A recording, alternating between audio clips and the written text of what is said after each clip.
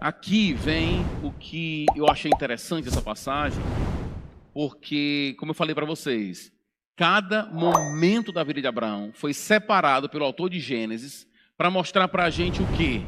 Algum elemento, ou a terra, ou a descendência, ou ele como canal de bênção. E aqui ele é reconhecido como canal de bênção. Ele é reconhecido como alguém diferenciado. Como foi feito esse julgamento?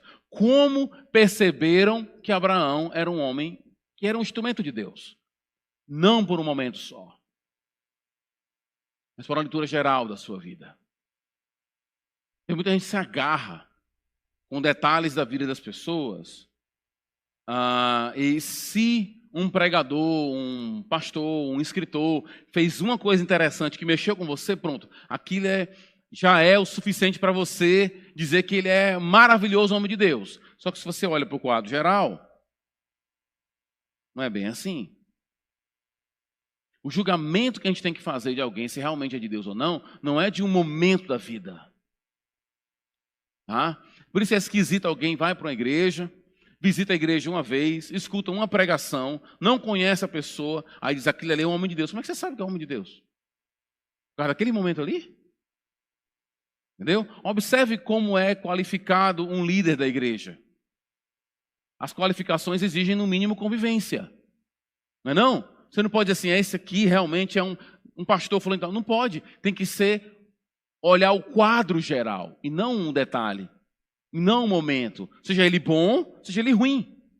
Tem que olhar o quadro geral. E essa é a ideia aqui.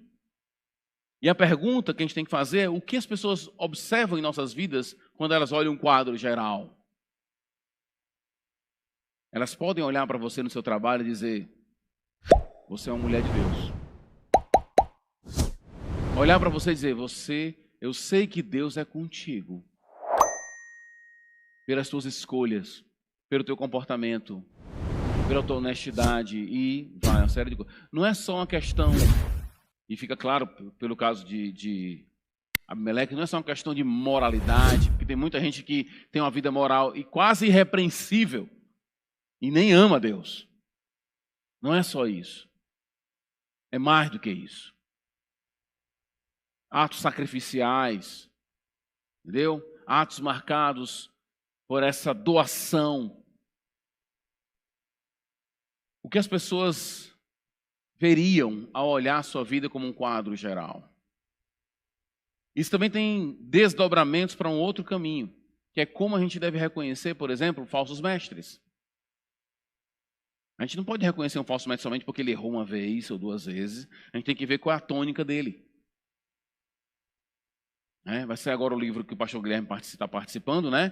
Que é sobre a teologia do coach. E tem muita gente que lê e escuta os coaches, os pastores coaches, e diz assim, eu não vejo nada demais. Pois é, porque você não está olhando geral. Você está olhando só um pedaço da pregação. E aí a pessoa fala de Jesus, fala de amor, fala de Bíblia, todo mundo, é de Deus. Não, não é.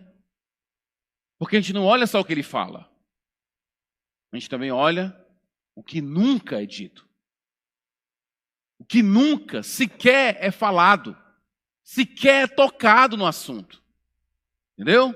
Ninguém fala de inferno, ninguém fala de arrependimento, ninguém fala de pecado, ninguém fala de desgraça, de sofrimento.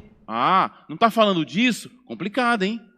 Porque esse é um elemento essencial na mensagem do Evangelho de Jesus. O nosso Jesus morreu. Então você não pode tirar o elemento de sofrimento do Evangelho, não.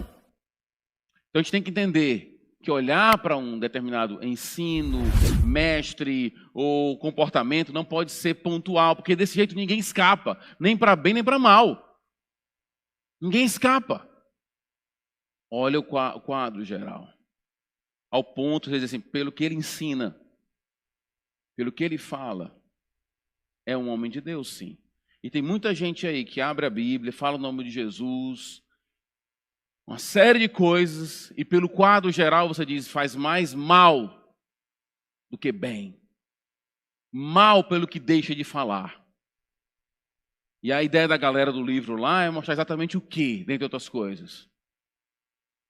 E desse tipo de comportamento, essa galerinha é a galera que o mundo está aplaudindo.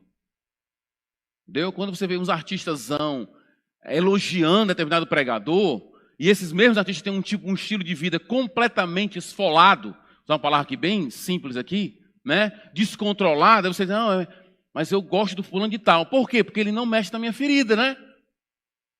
Ou seja, não é profeta. Não é profeta. Olhe o quadro geral. Se você olhar o quadro geral de excelentes pregadores, você vai ver que tem muitos homens de Deus, mas também tem muita gente muito picareta nessa história toda. E a pergunta e o desafio também é para a gente. O que as pessoas veriam ao olhar o quadro geral da nossa vida? O que Abimeleques falariam de nós? Eles nos veriam como canal de bênção? Eles nos veriam como aquele que Deus tem operado? Alguém desse mundo pode olhar e dizer assim, eu vejo que Deus é contigo em tudo que tu está fazendo.